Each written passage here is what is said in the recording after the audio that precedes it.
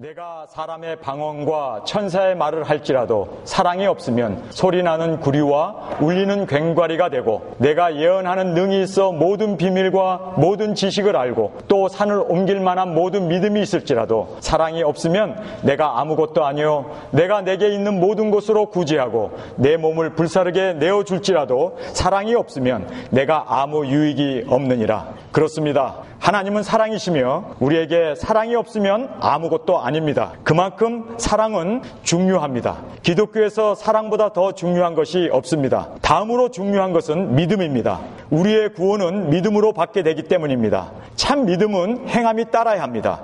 우리의 순종과 섬김, 그리고 끝까지 참고 견디는 성도의 인내도 너무나 중요합니다.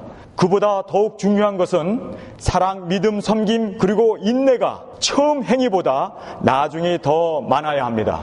이전보다 더욱 현재 더 주님을 사랑하고 어제보다는 오늘 우리의 신앙이 더 증진되어야 하는 것은 마땅한 일입니다. 그렇습니다. 암만 믿음이 좋아도 오늘 미끄러질 수 있고, 우리가 오늘 후퇴하게 된다면 진정으로 주님을 기뻐하시는 그러한 신앙이 될 수 없음을 알게 됩니다.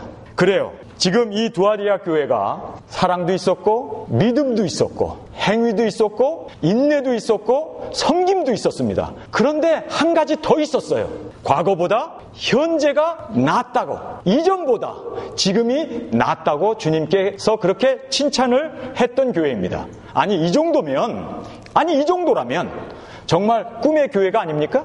사랑도 있어요, 믿음도 있어요, 행위도 있어요, 인내도 있어요, 섬김도 있어요. 그리고 신앙이 날로 증진 발전하고 있습니다. 그렇다면 이건 끝난 일이 아닙니까?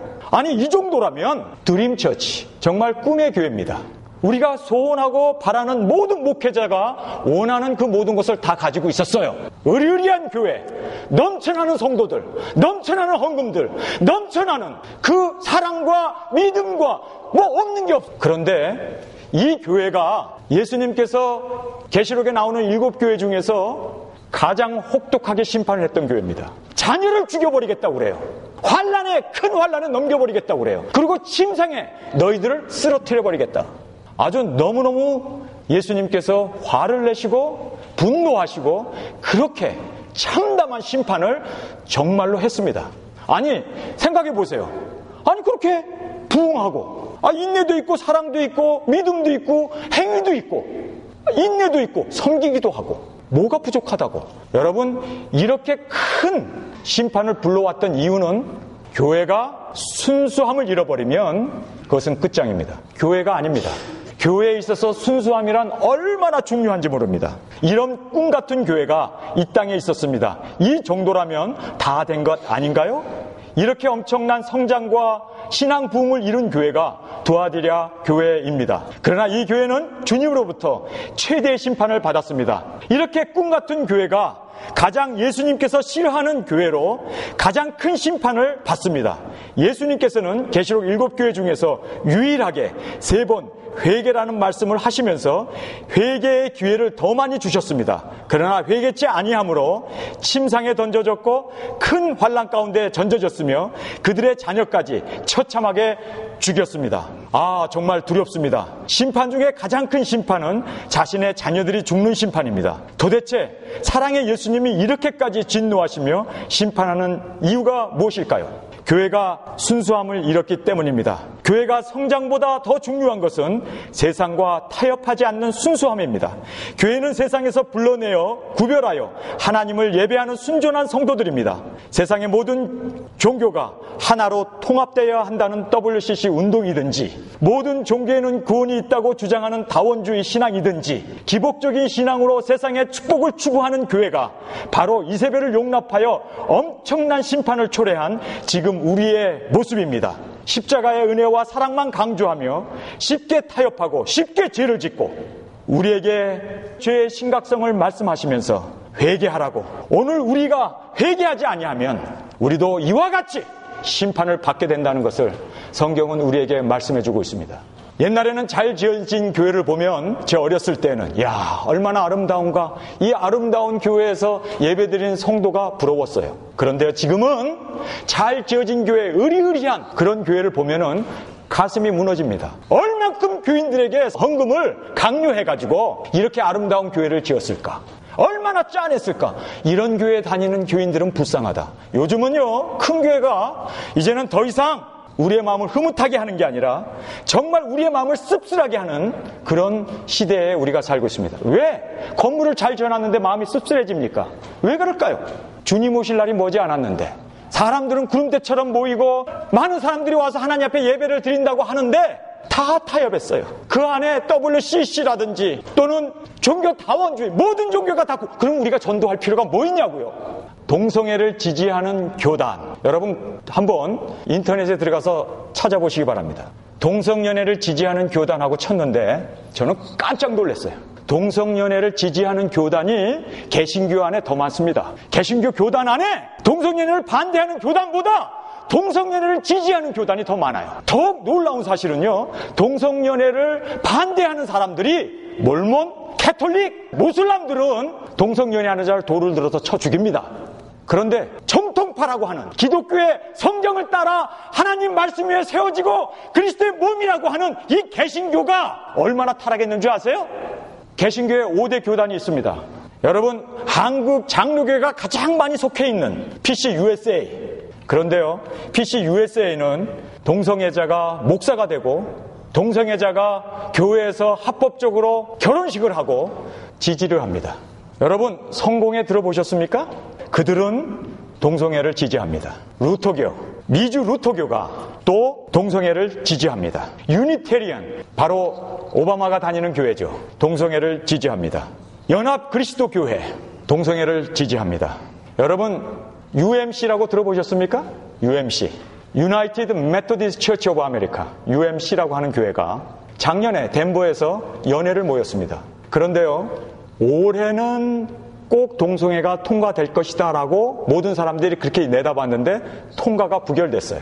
통과가 안 됐습니다. 몇 표 차이로 거부됐습니다. 동성애가. 그 이유가 뭔지 아십니까? 아프리카에서 온 감독들이 단에서 찬조 발언을 하겠다고 단에 올라와서 울면서, 지금 아프리카가 동성애가 팽배해 있습니다. 세상과 달라야 됩니다. 만약에 UMC가 동성애를 찬성을 하게 된다면 아프리카에서는 이제는 교회는 문을 닫습니다. 기독교는 더 이상 발을 붙일 수 없습니다. 제발 아프리카를 살려주십시오. 그들이 애원을 하고 울면서 그들을 설득을 했습니다. 그래서 가까스로 UMC에서 동성애가 통과가 되지 않았습니다. 여러분, 이렇게 동성애를 지지하는 교단들이 베르칩은 받아도 된다고 공공연하게 성명서를 내고 짐승의 표 구원과 관계없다고 이야기를 합니다. 오히려 이단들은 정말 동성애를 반대하고 동성애가 이 땅을 멸망하게 하는 길이라고 그렇게 통해 자복을 하고 있는데, 의외로 개신교회 정말 정통이라고 하는 교회가 WCC,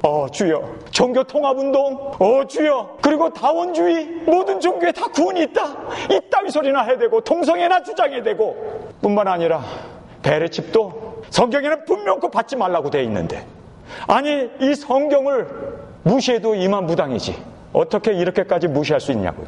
그런데 놀라운 사실은요, 정말 그들이 교회는 부흥을 했어요.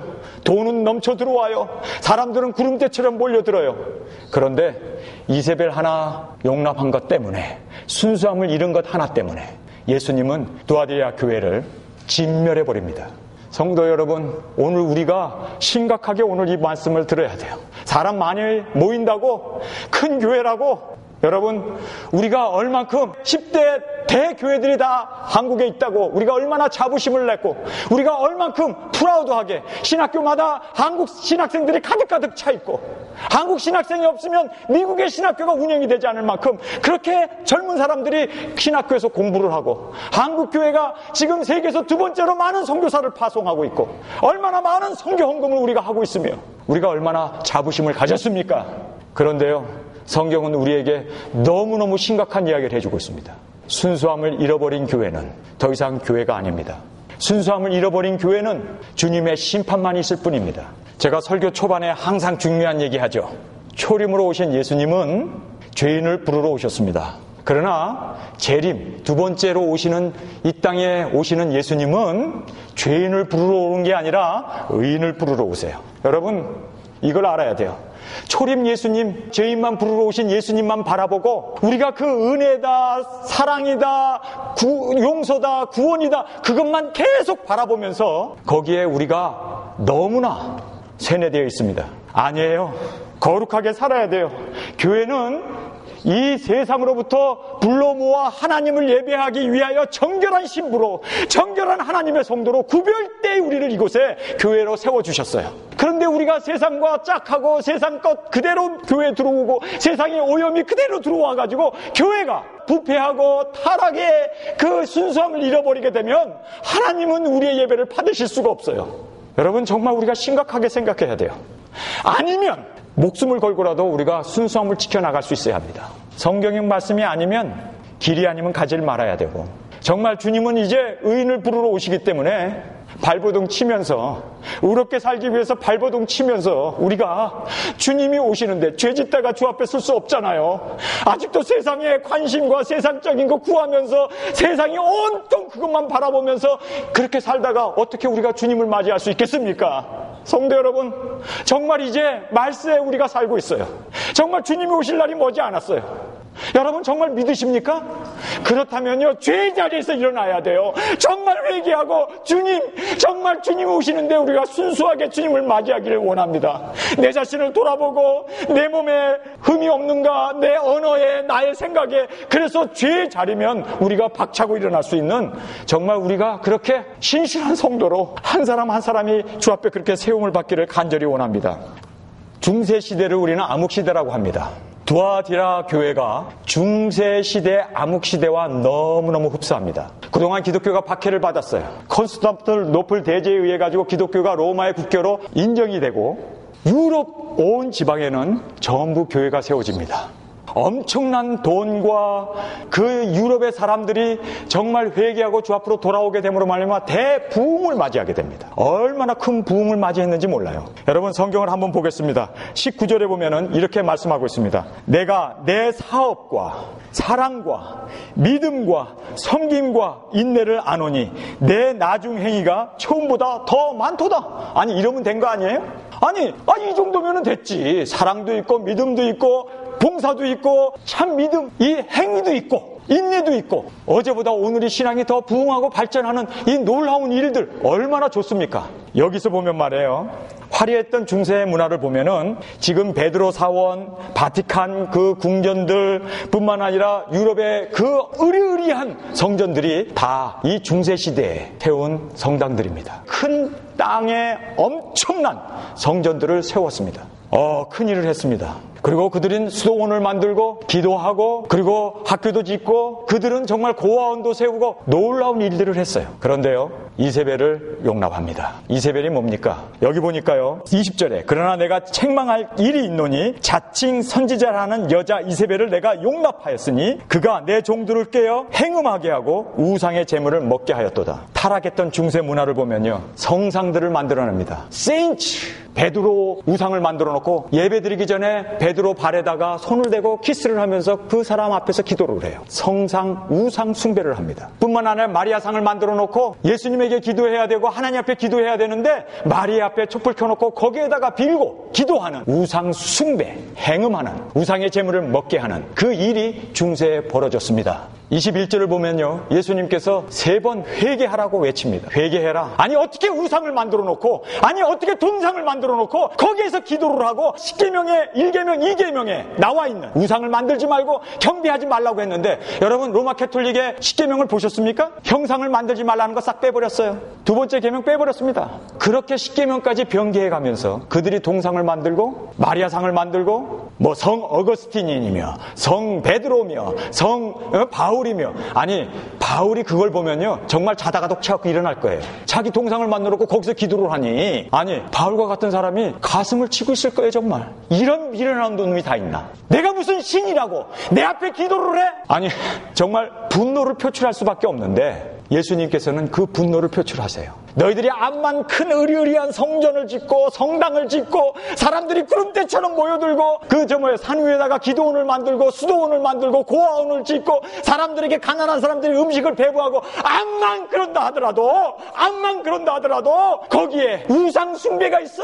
행음하는 자가 있어. 우상 제물을 먹게 해. 제가 이런 예를 하나 들은 적이 있죠. 너무너무 아름다운 부인이 요리도 잘해, 능력도 있어, 애도 펑펑펑 잘나줘. 그런데 그렇게 아름다운 부인이 능력도 있고 서비스도 만점이고 그런 아내가 다른 남자를 사귄다? 바람을 핀다? 그러면요, 그 남자는 목사인 저도 못 견뎌요. 그런 여자라면 당장 이혼이고 당장 보따리 싸가지고 쫓아버리죠. 아내는 남편을 사랑하게 돼 있습니다. 믿습니까? 그것이 행복이에요. 우리 성도가 주님을 사랑하고 하나님만을 사랑하고 나를 구원해 주시고 나를 자녀 삼아 주신 그분만을 사랑하고 그분만을 따라야 되는데 세상 것을 따른다? 다른 남자를 따른다? 그러면요, 예수님이 오늘 이 본문 말씀대로 회개하라고 3번 기회를 줘요. 그래도 회개하지 않으면 침상에 던지고 그 자식들을 죽여버리고 그리고 큰 환난 가운데 넘겨버리겠다는 거. 무섭죠. 여러분, 교회는 주님의 신부예요. 우리가 얼마나 많은 돈을 갖고 있든지 얼마나 많은 재능을 갖고 있든지 내가 얼마나 많은 미모를, 능력을, 재능을 갖고 있다 하더라도 주님을 사랑하지 않으면 그 모든 것은 다 헛거가 되고 마는 것입니다. 그만큼 교회는 순수함이 중요한 거예요. 신랑 대신 예수님만 바라봐요. 신랑 대신 예수님 외에는 다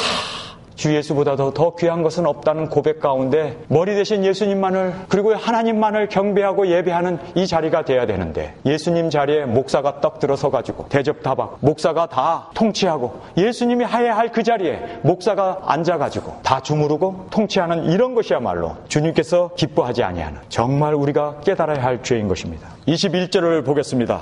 또 내가 그에게 회개할 기회를 주었으되 그 음행을 회개하고자 아니하는도다. 아니, 회개의 기회를 주면은요, 회개해야지. 여기서 우리에게 주는 너무너무 귀한 교훈이 있어요. 여러분, 꼭 깨달아야 할 게 뭐냐면요, 하나님께서 우리에게 회개의 기회를 줘요. 그런데 회개는 내 몫입니다. 하나님이 내 안에 들어와서, 성령이 내 안에 들어와서 강권 역사해야 내 죄를 깨닫고 내가 본다고 얘기하는데요, 천만에요. 성경에 보면요, 회개할 기회는 주님이 주세요. 회개할 기회는 성령님께서 마련하세요. 회개할 기회는 하나님께서, 우리 삼위일체 하나님께서 우리에게 주세요. 그러나 회개는 내 몫입니다. 그것까지 하나님이 하신다는 그 칼빈의 이야기는 성경적인 게 아닙니다. 여러분, 지금 이 본문 말씀을 따르겠습니까? 칼빈의 예정론을 따르겠습니까? 저는요, 이 본문 말씀에 보니까 회개할 기회를 줬는데 회개치 않는 것은 우리의 몫입니다. 그래서 회개치 않았기 때문에 심판을 하는 거예요. 아니, 회개까지도 다 하나님의 주권으로 해버리면, 지옥 갈 사람 천국 갈 사람 결정돼 있다면 하나님이 심판하면은 이건 어느 도단이지.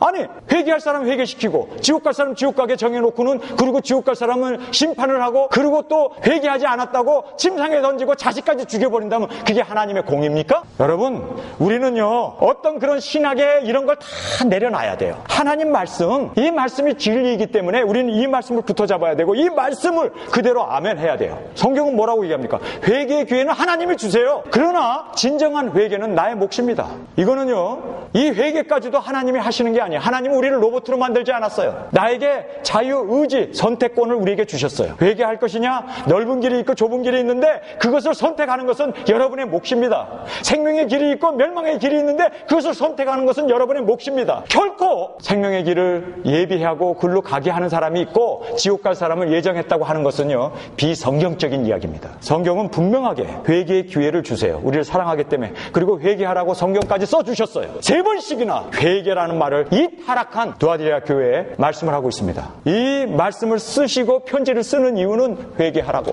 중세 교회가 정말 주 앞에 돌아오라고. 그렇지 않으면 너희들이 침상에 던져지고 큰 환난에 던져지고 너희들의 자식까지 죽여버리겠다. 그래서 하나님께서 우리에게 회개의 말씀을 촉구해 주시는 것입니다. 여러분, 제가 여러분 앞에 이 회개 이야기를 하죠. 죄의 두려움이요. 오늘 설교 제목이 그거예요. 제가 여러분에게 이 이야기를 하는 이유는요, 나도 회개해야 되고 여러분도 회개해야 돼요. 우리 모든 사람은 다 죄인이에요. 정말 이 말씀을 듣고, 하나님의 말씀을 듣고, 주님, 나는 죄인입니다, 주 앞에 꼬꾸라지고 회개하는 그러한 은혜가, 그러한 축복이 우리 가운데 넘쳐나길 주님의 이름으로 축원합니다. 3번 회개하라고 그렇게 촉구합니다.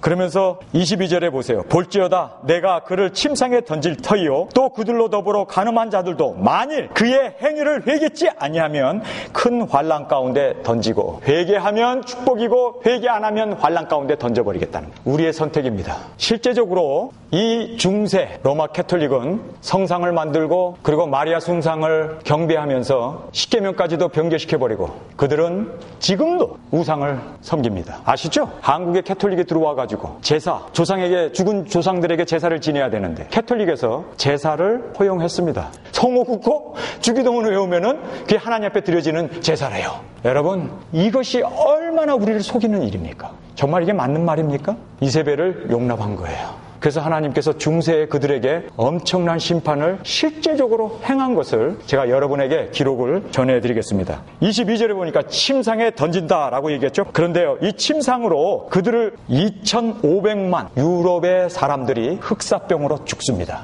유럽 전 인구의 3분의 1이 떼죽음을 합니다. 영국과 같은 나라는요, 인구의 반이 죽었습니다. 흑사병으로. 블랙 데스라고 영어로는 그렇게 되어 있습니다. 이것으로 인해 갖고요, 사람들이 죽어가기 시작하는데 엄청난 숫자가 죽었습니다. 왜요? 왜 그랬습니까? 아니, 그들이 왜 예수님께서 그렇게 살벌하게 전 유럽의 인구, 그들이 얼마나 예수 믿고 돌아왔어요. 그들이 성전을 짓고 성당을 짓고 단지 하나, 우상을 만든 것 하나 때문에 하나님이 쓸어버린 거예요. 아시겠어요? 2,500만 명. 그 당시에 유럽의 3분의 1의 인구가 흑사병으로 죽었습니다. 이건 역사적인 기록입니다. 성경을 또 보겠습니다. 22절에 볼지어다 그를 침상에 던질 터이요 또 그로 더불어 간음한 자들도 만일 그의 행위를 회개치 아니하면 큰 환난 가운데 던지고, 큰 환난이라고 나와 있어요. 여러분, 중세 암흑시대 그 로마가 극도로 타락했던 그 성상을 만들어 놓고 하나님을 대신하여 우상으로 섬기고 마리아여 복을 주소서 마리아에게 기도하고 그리고 성사 고백을 하고 면죄부를 만들어 가지고 사람들에게 돈 주고 팔아먹고 최악의 종교의 비즈니스를 하고 있었던 그때 하나님께서는, 예수님께서는 3번 그들에게 회개할 기회를 줬어요. 바로 첫 번째가 뭐였는지 아세요? 침상에서 사람들을 3분의 1을 죽이면서 2,500만 명이 떼죽음을 했습니다. 그런데도 그들이 회개하지 않아요. 두 번째 큰 환난을 던져줍니다. 그것이 뭔지 아세요? 징기스칸, 몽골이 유럽을 점령해 들어와서 유럽의 인구의 3분의 1을 쓸어버립니다.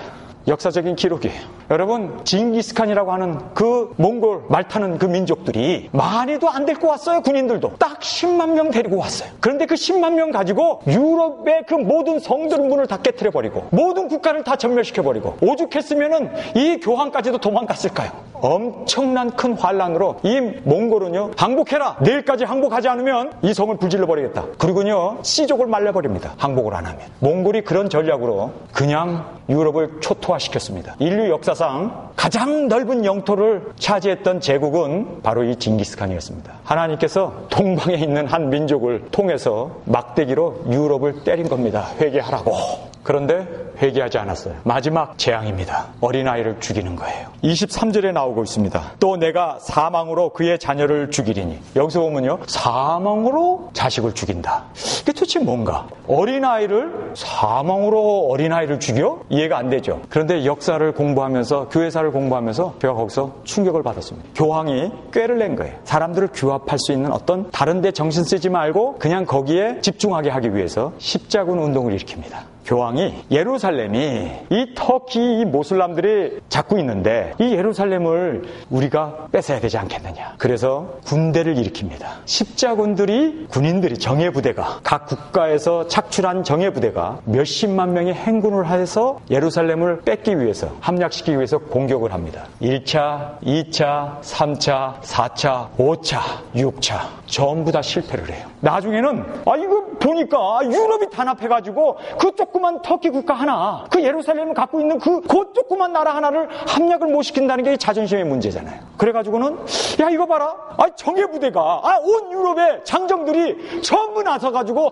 함께 합세해서 함락을 시키려고 공격을 하는데 못 뺏는 거예요. 이거를. 여러분, 왜 못 뺏었을까요? 못 뺏은 이유가 이방인의 때가 끝날 때까지 못 뺏게 돼 있어요. 하나님의 말씀인데 그걸 거역하니 뺏을 수 있나? 그런데요, 이 사람네들이 이거 봐라, 우리가 이렇게 막강한 군사력을 가지고 온 유럽이 동원해가지고 공격을 하는데도 왜 성 하나 못 뺏을까? 그러면서 이 사람네들이요, 가만히 봐라, 이거 우리가 군인들이 너무 타락했기 때문일지 모르겠다. 야, 이러면은 우리 군인이 아닌 농부를 한번 보내보자. 그래서 목동들이라든지 농사 짓는 사람들이, 마지막 육차하는 그런 평민들이, 예수를 믿는 사람들이 우리는 군병 같으니, 그리고 행진하고 곡괭이 들고 삽 들고 참칼을 무장하지 않고 예수 그리스도의 십자가를 들고 전진해 간 거예요. 갔다가 완전히 몰살당하고 죽습니다. 생각해 보세요. 하나님의 말씀을 어기는 건데. 그런데 한 목동 아이가 환상을 하나를 봐요. 예수님이 나타나고, 너희들이 왜, 여러분 이 환상 보는 거 조심하셔야 돼요. 꿈꾸는 거 조심하셔야 돼요. 이 아이가 환상을 봤는데 예수님이 나타나서, 너희들이 왜 십자군이 계속 망하는지 아냐? 죄가 많아서 그렇단다. 죄가 없는 어린아이들을 모아서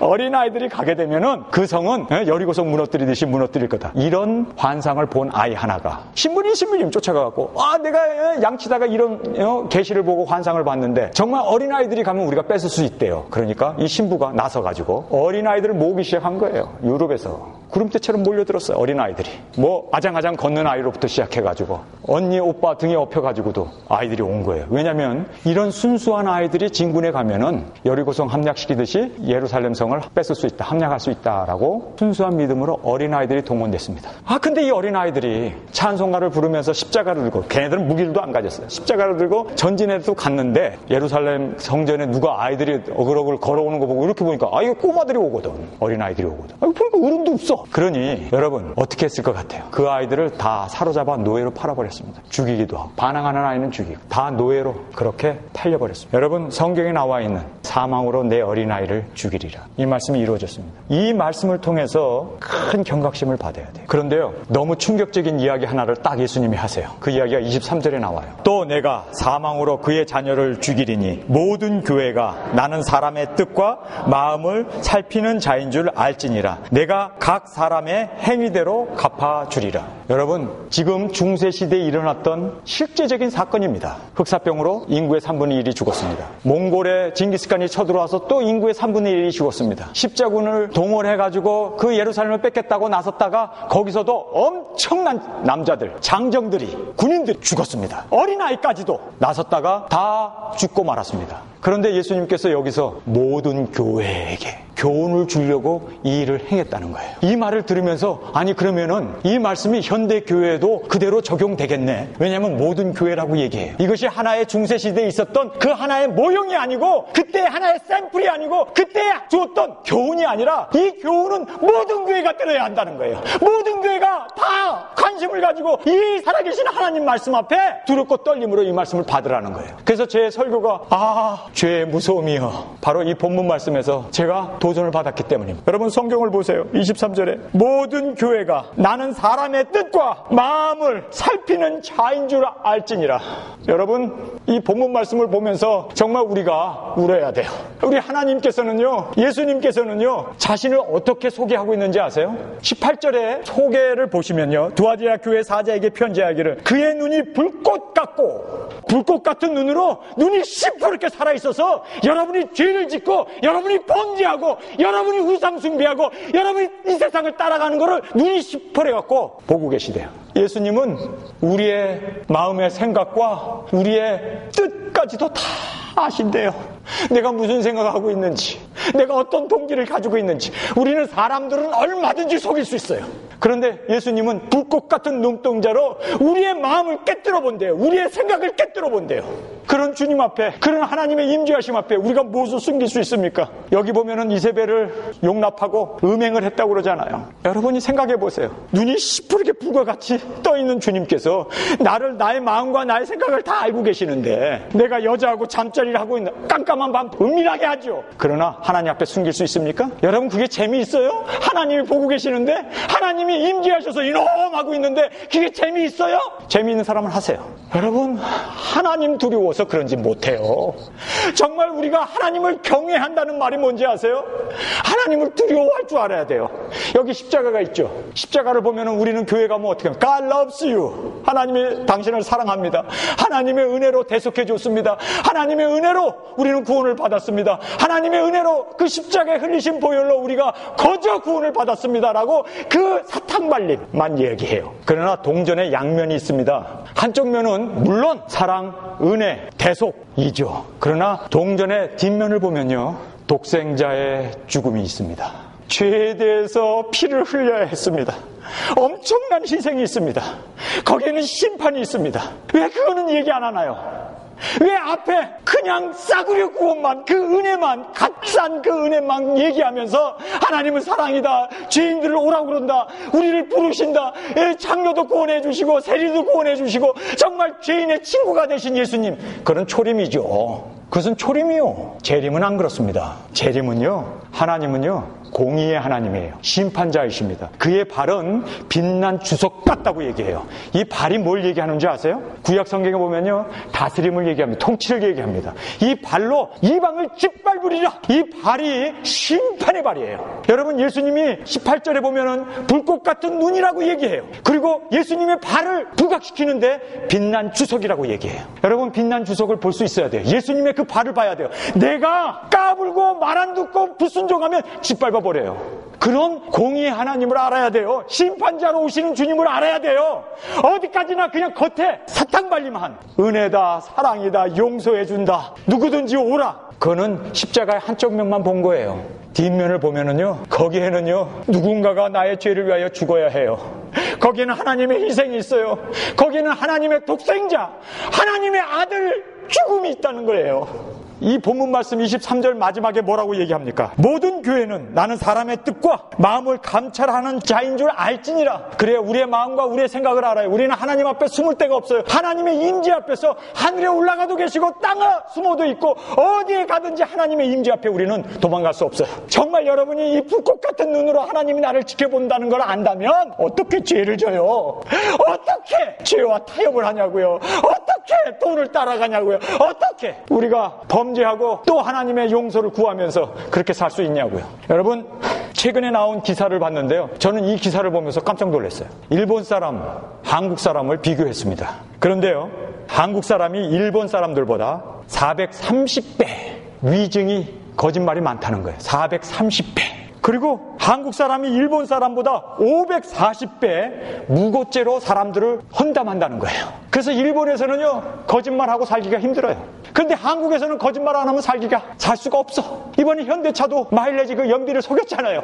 거짓말 안 하면 사업도 안 돼. 거짓말 안 하면 교회도 안 돼. 거짓말 안 하면 정말 우리가 어떻게 이렇게 살아야 하냐고요. 그 무신론자인 일본보다도 기독교가 4명 중에 한 사람이라고 하는 이 한국이 어떻게 이렇게 죄와 거짓말 속에서 범벅이 돼서 살 수 있냐고요. 회개해야 돼요. 정말 하나님이 불꽃 같은 눈으로 나를 지켜본다면 어떻게 내가 범죄를 할 수 있겠냐는 거예요. 어떻게 주님이 두려워서. 그런데 그것뿐만 아니에요. 다음 절을 보세요. 23절의 마지막입니다. 내가 각 사람의 행위대로 갚아주리라. 여러분이 죄진 거에 대해서 꼭 물으신대요. 여러분이 범죄한 거에 대해서 꼭 찾아서 갚은대요. 요즘 교회에서 이런 얘기 해요? 싸구려 구원만 얘기해야되지. 근데 이것이 성경의 말씀이에요. 제가 다윗 얘기를 하나 해드리겠습니다. 다윗이요, 성루를 걷다가 달빛 찬란한 밤에 목욕하고 있는 우리의 아내 벳세벨을 보게 됩니다. 우윳빛처럼 아주 예쁜 살색을 가지고 또 달빛에 빛나는 그의 모습을 보면서 유혹을 받아요. 신하를 보냅니다. 그리고 그 여자가 누구냐를 알게 하고 데려오라고 그래요. 여러분, 잠자리 하루 했습니다. 유혹에 빠져서 다윗이 자기가 목동이었을 때 하나님이 기름 부어서 이스라엘 왕으로 세우시고 정말 사울 왕의 그 도망을 통해서 정말 광야 생활을 그렇게 하면서 하나님을 의지하고 시편의 반을 그가 썼어요. 그러던 그가 한순간에 넘어졌습니다. 밧사바와 동침을 했어요. 밧사바와 동침한 죄에 대해서 하나님께서 물으셨는데 세 아들이 죽습니다. 밧사바와 동침해서 난 한 살배기, 이름도 져주지 않은 그 아이가 죽어요. 암놈이라고 하는 아들이 죽습니다. 그리고 압살롬도 죽어요. 다윗이요, 세 아들을 딱 잃고 나가지고 뭐라고 얘기하는지 해서 압살롬아, 차라리 내가 죽었으면 좋았어. 너가 죽어야 할 그 자리에 내가 죽었으면 좋았을 뻔하였더라. 식음을 전폐해요. 여러분, 우리 부모들에게 있어서는 가장 뼈아픈 게 뭔지 아세요? 한국에 이 대신 한 사람이 어머니가 돌아가신 거예요. 그러니까 왕이 장례를 다 끝나고 대신에게 물었습니다. 그래요, 어머니가 죽으니까 세상이 어떻더냐? 저 늘 보이던 남산이 어머니가 돌아가심으로 말미암아 남산이 안 보입니다. 눈물이 너무 나서, 어머니의 죽음에 눈물이 너무 나서 남산이 안 보입니다. 먼 훗날 또 아들이 죽은 거예요. 그래서 왕이 또 그 대신을 불러다가 이번에는 아들이 죽었는데 마음이 어떻더냐? 그랬더니요, 아들은 내 마음에 묻는 겁니다. 내가 사는 게 아닙니다. 내가 안 보입니다. 내가 안 보입니다. 여러분, 저는 아직까지 제 자녀의 죽음을 못 봤어요. 그런데요, 내가 범죄하면 내 자녀를 죽인대요. 아이고 주여. 그래도 범죄하시겠어요, 여러분? 그래도 밧세바와 잠자리를 하겠어요? 새 아들이 죽는데? 죄의 심각성을 알아야 돼요. 저도 죄를 지려고 하다가, 아니, 내 아들 데려가면 어떡해? 이 아들 죽는 것은요, 사실 내가 죽는 것보다도 더 아픔이에요. 차라리 내가 죽으면 좋죠. 차라리 내가 죽으면 좋죠. 차라리 내가 죽고 내 아들을 살려주십시오. 이 다윗이 그렇게 부르짖잖아요. 정말 아들이 죽는 그 모습을 보면서 내가 밧세바와 동침한 하룻밤의 향락이 내 새 아들을 죽였구나. 여러분, 죄가 얼마나 무서운지 아세요? 죄의 두려움이요, 죄의 무서움이요, 여러분 알아야 돼요. 사실 아들의 죽음은, 자식의 죽음은 나의 죽음이 나요. 차라리 나를 죽이시고, 내가 범죄했는데 왜 내 아들이 죽어야 합니까? 왜 내 자녀가 죽어야 합니까? 주님, 나를 죽여주십시오. 다윗이 몸부림치지 않습니까? 그런데요, 성경에서는 우리 죄 때문에 하나님의 아들이 죽었어요. 그분이 죽었어요. 정말 하나님보다도 더 애절한, 하나님보다도 차라리 내가 죽는 게 난데 독생자가 십자가에서 아버지여 어찌하여 나를 버리시나이까? 왜 죽는 그 예수님의 모습을 보면서 그래도 여러분 죄 짓고 싶으세요? 예수님, 그 하나님의 독생자가 죽었는데 그것을 알면서도 여러분 또 예수님을 못 받겠냐고요? 또 십자가 예수님을 죽이겠냐고요? 저는 못하겠어요. 내 아들 죽이는 것보다 더 아픈 하나님의 아들이 죽었는데. 오늘 이 말씀의 결론입니다. 하나님, 나를 위하여 죽어주신 주님, 십자가에 오르실 때에는 나의 구원을 위하여 그의 발에 못이 박히고 양손에 못이 박히고 십자가에 오르셨던 그 발이에요. 그런데 그것은 초림 예수님의 발이었습니다. 그러나 재림하시는 예수님의 발은 빛난, 성경에 나온 대로 주석이라고 얘기해요. 이제는 심판하시기 위해서 오시는 발이에요. 이제는 십자가에 오르신 그 발이 아니라 만왕의 왕으로서 이 세상을 공의로 다스리기 위하여 오시는 주님이에요. 우리가 그 주님 앞 두렵고 떨림으로 주님, 내가 주님을 죽인 장본인입니다. 하나님의 아들 독생자, 죽음보다도 더 아픈 그 십자가에 예수님이 죽으시면서 나를 구원해 주셨는데, 우리가 그렇게 구원을 받은 우리가 또 죄를 져요? 또 하나님의 은혜만을 생각하고 또 용서해 주겠지, 또 넘어져요? 여러분, 정말 주님의 은혜를 깨달은 사람은요, 그 희생을 안 사람은요, 십자가의 동전의 양면처럼 나를 용서해 주시고 나를 받아주신 그분을 안 사람은요, 그 뒤에 있는 희생을 봐요. 어떤 희생을 치르고 나를 구원해 주셨는지, 정말 어떤 죽음을 통하여 나를 구원해 주셨는지. 차라리 내 아들을, 내 자녀를 죽이는 것보다 주님, 내 범죄로 인하여 내가 하나님의 독생자 예수를 죽였나이다. 오늘 이 본문 말씀에 우리가 함께 도전을 받습니다. 모든 교회가 나는 사람의 뜻과 마음을 살피는 자인 줄 알지라. 내가 너희 각 사람의 행위대로 갚으리라. 오늘 주님이 헛말하고 계실까요? 역사적으로 실제로 했어요. 로마 캐톨릭에 대해서 흑사병으로 3분의 1을 죽였습니다. 징기스칸을 통해서 3분의 1을 죽였습니다. 그 어린아이들, 죄 없는 어린아이들까지 십자군 6차 이후부터 7차, 8차는 어린아이들만 갔어요. 그 아이들까지 다 죽였어요. 죄가 이렇게 무섭습니다. 죄가 얼마나 심각한지 여러분이 알아야 돼요. 예수님까지 죽였습니다. 아니, 내가 범죄하면 내 자녀까지 죽인대요. 그래도 범죄하실랍니까? 우리 다 일어나 기도드리겠습니다. 오늘 우리가 또 교회 문을 나가게 되면 또 회개가 미뤄지잖아요. 하나님, 정말 나 죄 안 지을래요. 죄가 이렇게 심각한 건 나 몰랐어요. 주님, 나 이제 정말 죄 안 질래요. 죄 안 질래요. 주님 도와주세요. 나 정말 주님 다시 십자가에 못 박히고 싶지 않아요. 내가 범죄함으로 나의 자녀들을 죽이고 싶지 않아요. 아버지, 용서하여 주옵소서. 우리 시간에 통성으로 함께 기도드리겠습니다. 내가 사람의 방언과